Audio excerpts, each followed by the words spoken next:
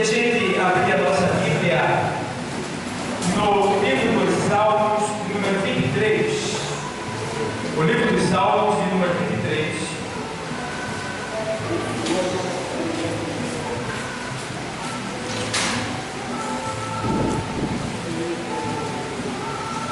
Glória a Deus.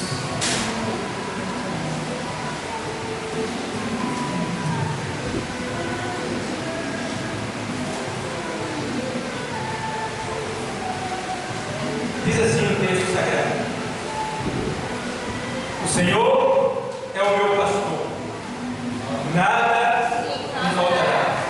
Deitar-me faz em verdes pastos, guia-me mansamente a águas tranquilas, refrigera minha alma, guia-me pelas veredas da justiça por amor do seu nome.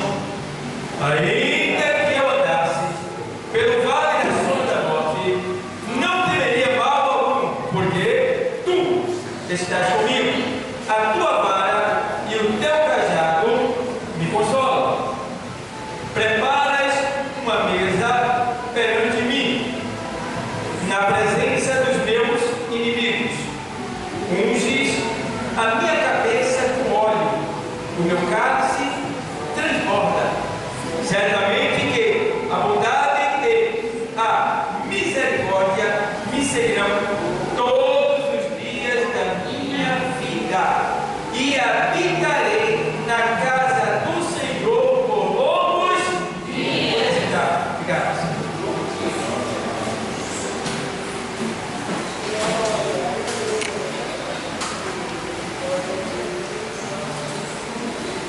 Nós vemos aqui o texto, né? É o Salmo Áureo. Salmo Áureo é um salmo que é conhecido não só pelos cristãos, mas por todo mundo que já ouviu falar da Bíblia, com certeza já ouviu falar do Salmo de número 23. E é um salmo narrado por todas as pessoas, independente de cor, raça ou nacionalidade, porque ela tinha que ser um salmo poético, que foi ali escrito pelo salmista Davi. E esse salmo, ele demonstra o cuidado que o pastor tem com as suas ovelhas. E não teria um dia melhor do que esse para falar desse pastor. Esse pastor que Davi, ele se refere, que não é o pastor o pastor dessa igreja, mas o sumo pastor, chamado Jesus Cristo. É o pastor de todos os pastores, é o pastor de toda a igreja. Até porque a palavra pastor quer dizer pai, aquele que protege, aquele que cuida, aquele que guarda, aquele que guia.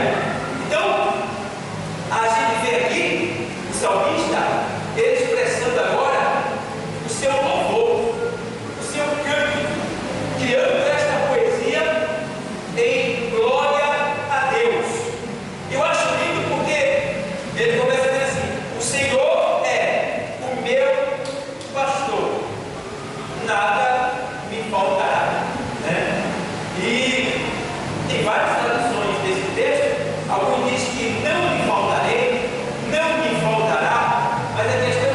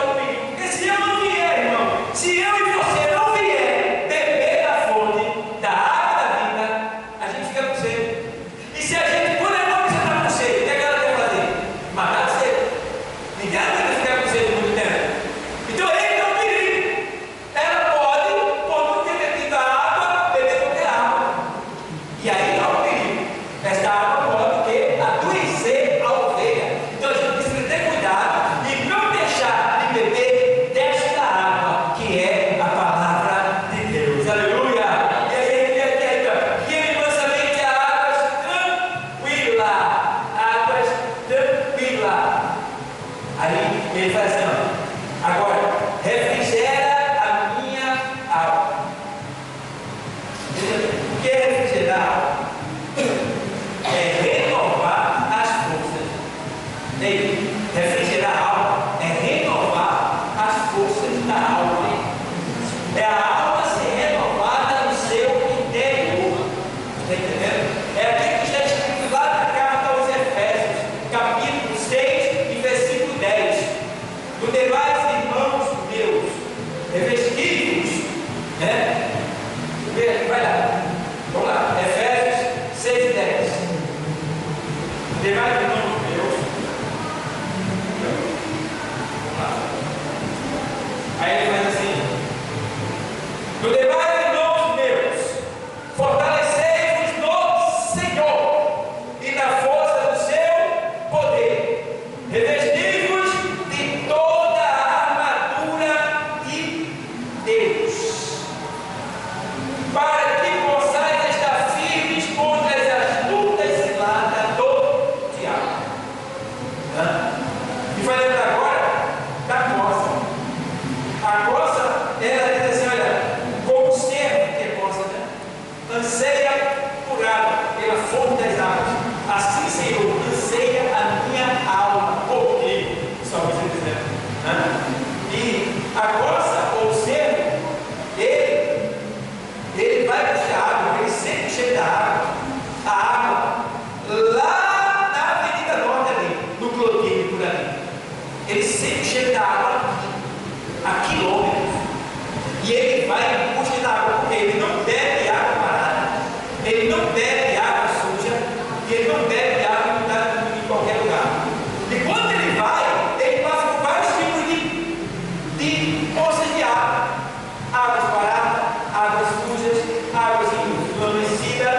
Mas não, ele tem um objetivo que é o quê? Ir até a fonte, onde ele vai beber a água cristalina, a água pura.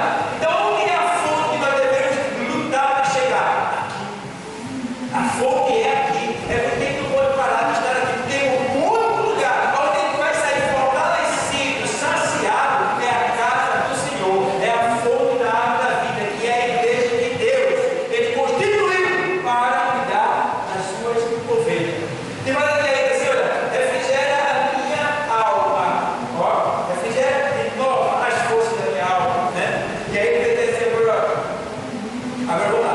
Refrigera a minha alma. Meu Deus do céu. Guia-me pelas veredas da justiça. Deus é justo. E nós somos injustos.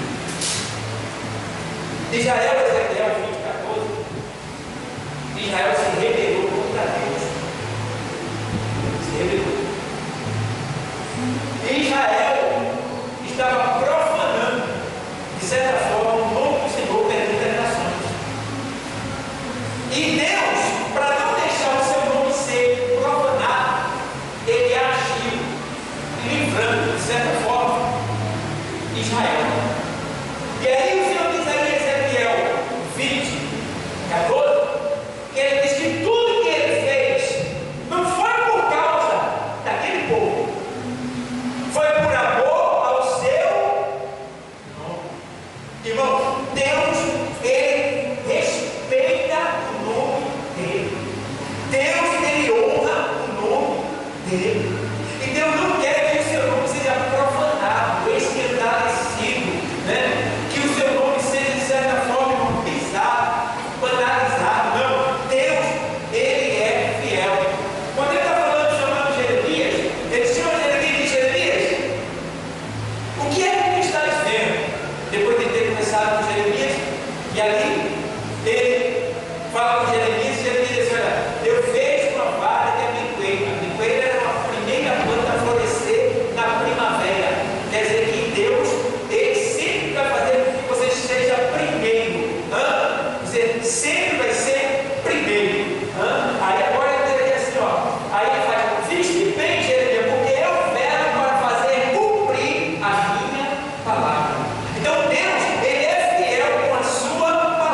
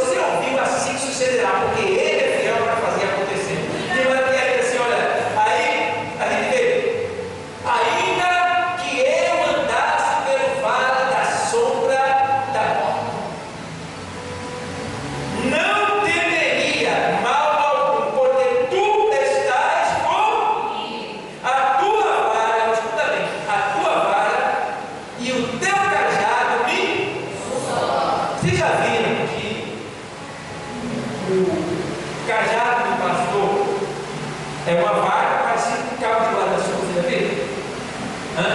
Aquela vaga que é assim.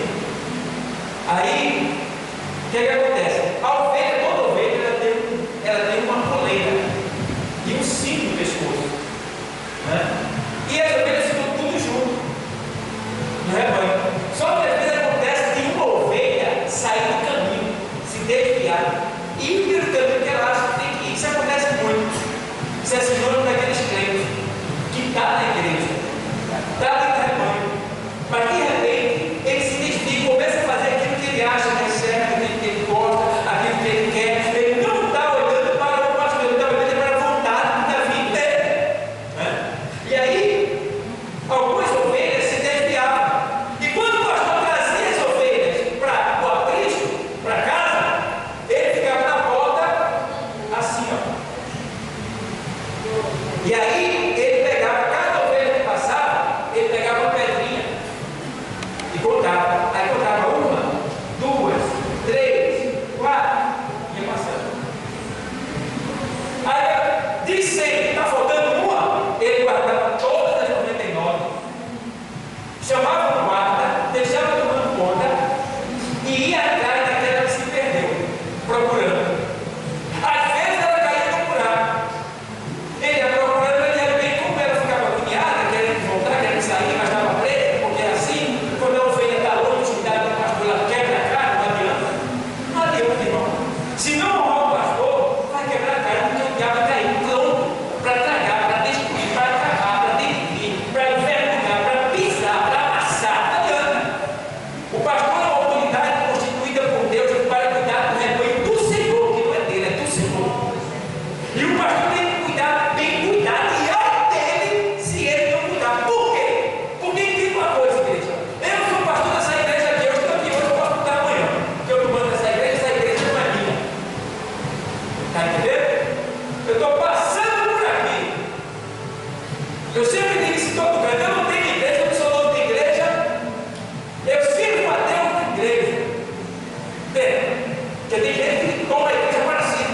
Eu já vi um pastor que assim, daqui ninguém me tira. Meu Deus, coitado. A igreja não é tua. A igreja do Senhor. Quem passa por aqui é móvel. Passa e sai. Está entendendo? Eu estou aqui hoje, eu não posso mudar. Eu estou nem aí. Porque eu vou levar outro lugar para fazer a obra. Eu vou continuar fazendo a obra. Isso aqui não é meu, não. Eu não moro aqui, não. Isso não é minha casa, não. Está entendendo? Então, para mim, tanto faz estar aqui como em qualquer lugar. Eu vou estar pregando a palavra de Deus. Entende isso? Então, isso aqui não é meu. Eu tenho que zelar. Quem Deus me colocou aqui para zelar pelo que é dele. E o pastor, a responsabilidade, escuta essa, irmão. Eu não vou dar conta da tua vida, não. Mas tem um porém. Eu vou dar conta do que eu preguei para ti. Se você quer pecar, peque. Se você quer santificar, se santifique. É a palavra que diz: quem é sujo, santifique mais. Quem é santo, santifique mais. O pastor não pode te impedir de pecar.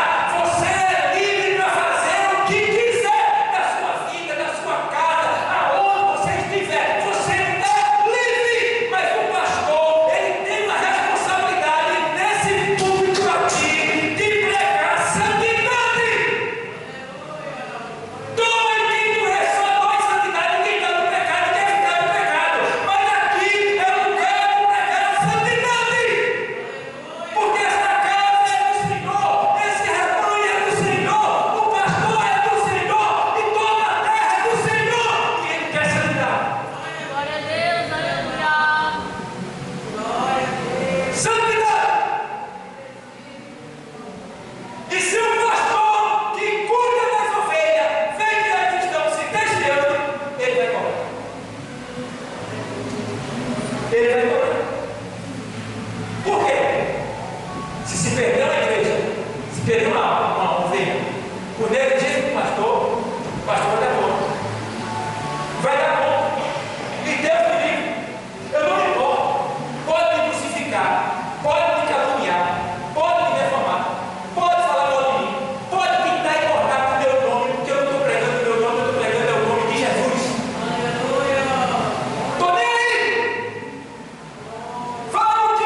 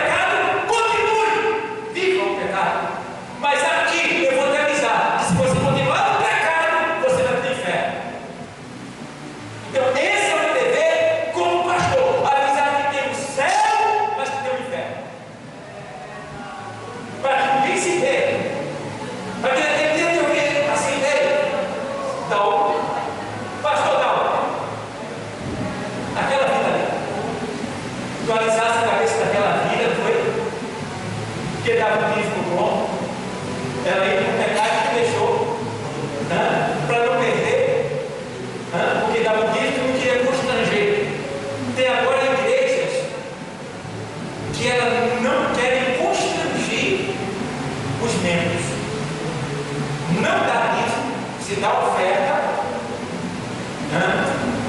E não está aqui na igreja, a oferta vem pelo Pix.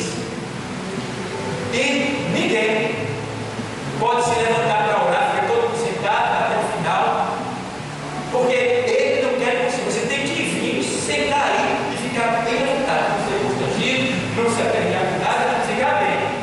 Está entendendo? Parabéns espirituais, doentes espirituais. Se você não pode sentar e levantar para fazer uma oração por alguém que está pedindo socorro, se você não pode vir aqui na frente, louvar, trazer uma mensagem, e aí?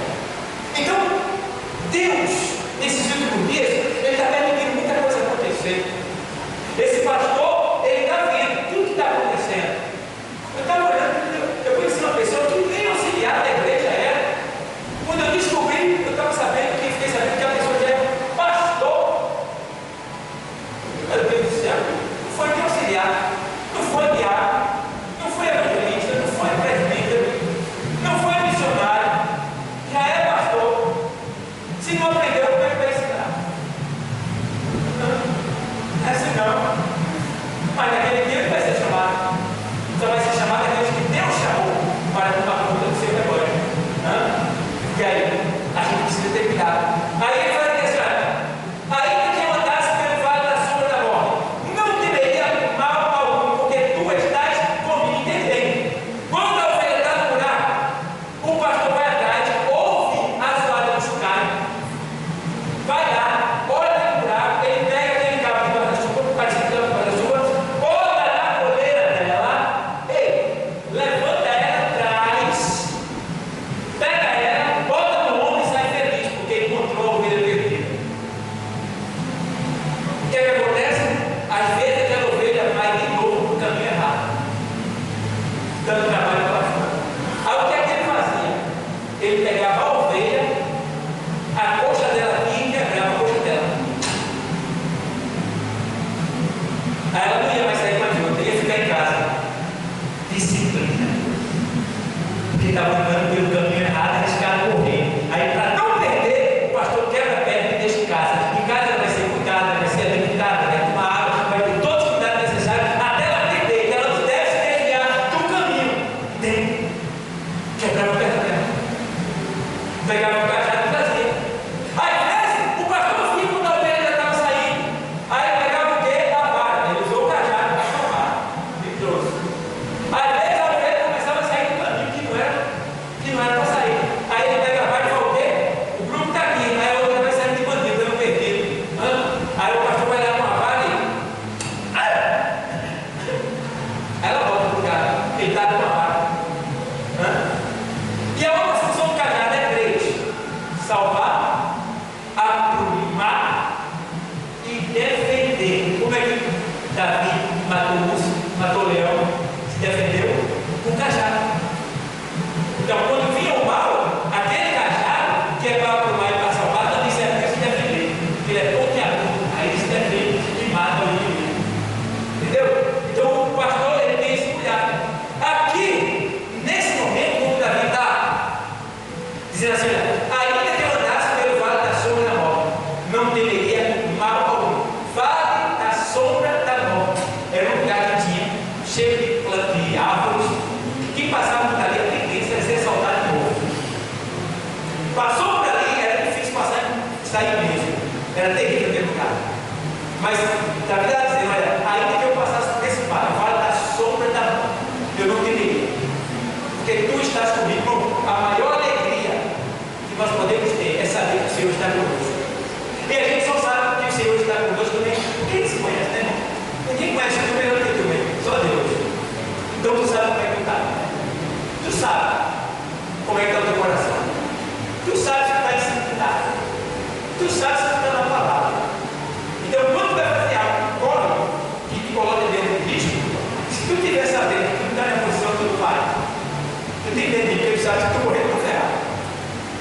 Mas ele está dizendo com confiança: ainda que eu passasse pelo vale da sombra da morte, eu não temeria, porque tu estás comigo. Ou é saber que Deus está conosco. Não tem coisa melhor do que isso.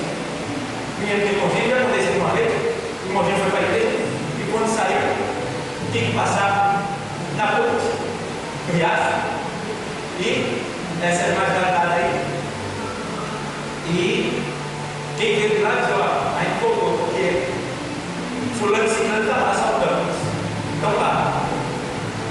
E ele tinha vindo no trabalho, sentou, o filho da igreja agora, trabalho, não tem jeito. E teve que voltar para casa, só tem esse caminho, só tem esse caminho. Se tivesse outro, ele estava tentando o Senhor, mas só tinha aquele caminho.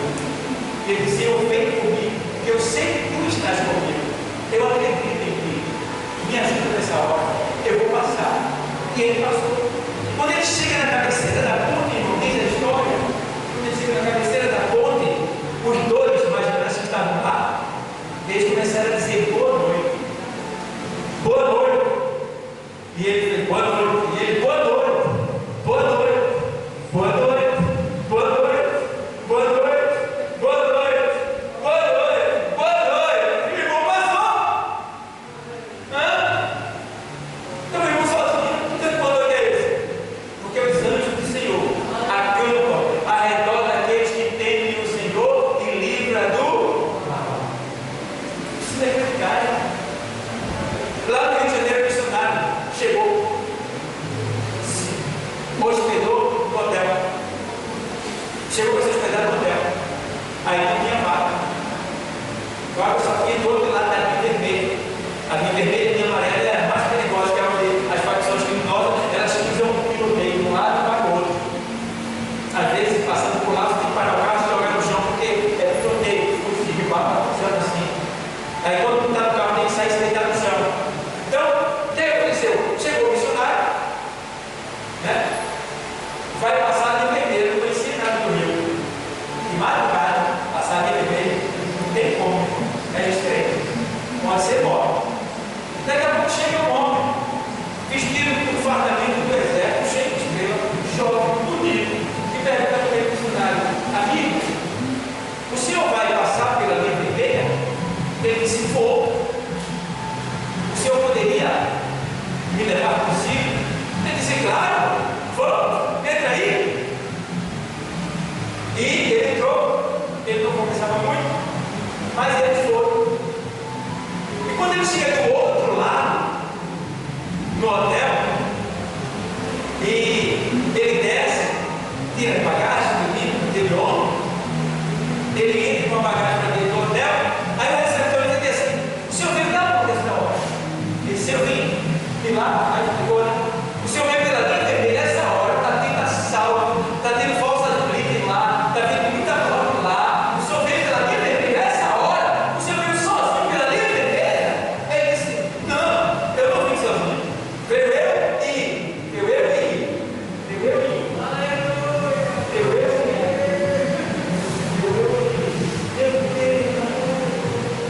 Deus acampou um anjo ao redor e livrou ele do mal.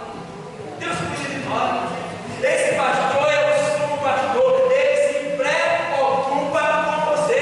E é por isso que ele está dando ordem para que os anjos acampem ao nosso redor e nos livrem do mal. Agora vem. Quando ele disse: olha, aí que eu passasse pela plantação da volta de me algum, porque tu estás comigo. Aí ele fala assim, porque tu estás comigo, eu estou agora casado com o sol. Quando Davi fala assim, olha, aí que tu passasse pela plantação da volta, salmista Davi aqui, ele estava se referindo a um momento que existe na lei. Escuta bem essa. Era assim. Na lei dizia que se alguém matasse outro, a família do morto teria o direito de matar aquele que matou ele. Era a lei. Olho por olho, de quê? Tem que matar. Então, eu estou trabalhando aqui, primeiro andar, meu amigo está lá embaixo. Sem querer, eu estou vendo o vaso aqui, o vaso caiu na cabeça dele, matou. Eu tive culpa, mas matou ele. Então a família ia ter que vingar o sangue dele me matando. Mas eu não matei por gosto, foi acidente. Então eu ia sair para mim, parece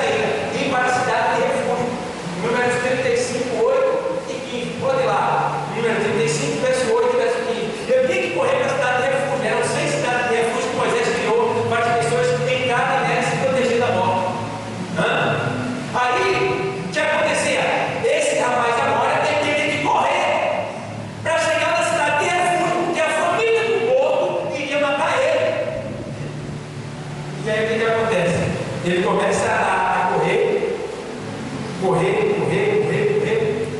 Só que a cidade de refúgio está distante, está longe. E aí, ele não vai poder chegar lá. O vingador vai pegar ele antes de chegar na cidade de refúgio. E se ele entrar na cidade de refúgio, o vingador não vai pegar ele. Ele ficaria lá até a morte do sumo sacerdote e não tem que voltar para casa. E aí o que acontece? Ele vai correndo e ele vê que não tem chance de chegar na cidade de refúgio, porque o vingador já está vindo atrás dele. Veja bem. Aí o que ele faz? Ele vai correr. Como ele não pode chegar lá, o que ele faz? Ele buraca na casa de um pai de família. Uma casa. Ainda tem uma casa. Quando ele entra dentro de uma casa, aí o pai de família faz assim. O que deseja? Aí ele faz. O vingador está atrás de mim para me matar. Ele faz. Por quê? Porque eu bati uma pessoa sem querer. Acidentalmente. Aí o pai de família senta com ele e vai escutar ele. Quando o pai de família escuta ele, o pai de família tem duas coisas a fazer. Ele pode dizer assim, ó, tu vai embora. Eu não tenho nada a ver com o teu problema. Ele ia ter que sair. Só que ele saindo, o vingador estava do lado de fora, esperando para matar ele.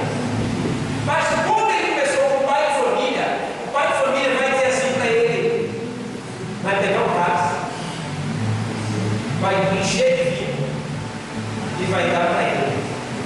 Quando o pai de família dá um cálice cheio de vinho para ele, o pai de família está dizendo assim, eu me responsabilizo por você. Você não vai ser bom, vai ficar aqui na minha casa. Vê só. Aí o que ele faz? Agora ele diz assim, ó, prepara-te uma mesa perante mim, na presença dos meus inimigos. Unge a minha cabeça com óleo, o meu cálice transborda. Aí o pai de família vai pegar o vinho, vai dar para ele, o cálice transbordando. Vai pegar o óleo e vai passar na cabeça dele. O óleo. E vai pegar, subir para o primeiro andar do solo da casa. Vai colocar na mesa e vai matar o cordeiro cevado. Cozinhar para preparar um banquete em cima. Ele está sentado. Veja bem, sentado. Já foi ungido. Já recebeu o cálice. Já está ali, olhando e o vingador lá fora. Ele sai hoje. Mas daqui a pouco o que acontece? O vingador olha para cima e vê ele sentado numa mesa, com o cálice transbordando, a cabeça brilhando, e aí, numa mesa, um tremendo banquete e um cordeiro cevado sendo servido. Quer dizer isso aí? Quer dizer que nós éramos como esse homem que matou uma pessoa sem querer. Mas a gente estava ameaçado de morte, a gente ia morrer porque o salário do pecado é. Entendeu? Mas só que o seu pastor, sabendo que a gente não tinha chance de escapar, ele preparou várias cidades de refúgio. Eis aqui uma cidade de refúgio, a igreja. E eu e tu estávamos correndo o quê? Da morte, que a gente ia correr. Mas ele sabia que a gente correndo do mundo, a gente não ia conseguir vencer a morte, porque o salário do pecado é a morte. E a Bíblia diz que Satanás, o diabo, ele anda em derredor de vós, bramando como um leão, procurando ver a posso ver. E aí? Aí a gente fez o quê? Qual foi o Elohim? Quando tu viu a morte, foi o que fez? Entrou aqui dentro. Eu também. Eu sou beijo que está lá fora. Por aqui. Quando ele por aqui, eu digo, agora eu estou seguro. Aí o pai falou assim, que deseja? Aí eu falei, eu tenho uma história para ele.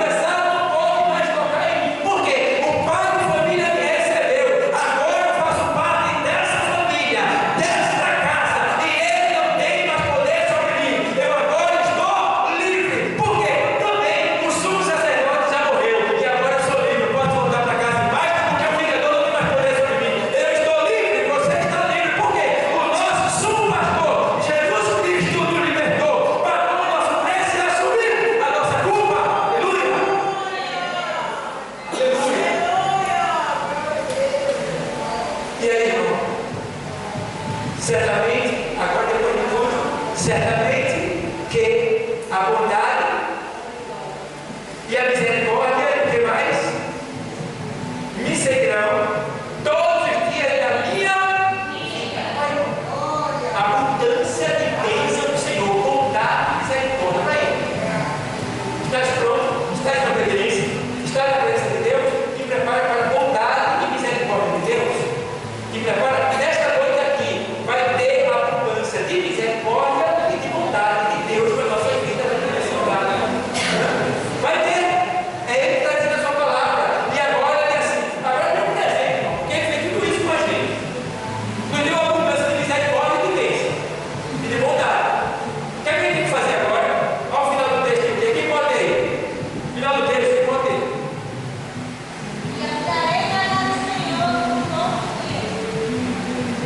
E habitarei na casa do Senhor por longos dias.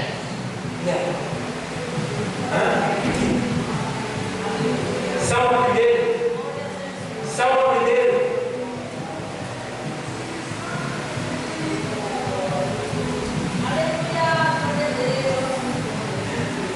Ele diz aqui no Salmo 1 assim, ó.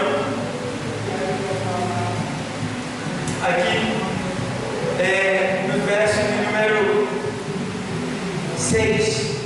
Porque o Senhor conhece o caminho dos justos, mas o caminho dos ímpios perecerá.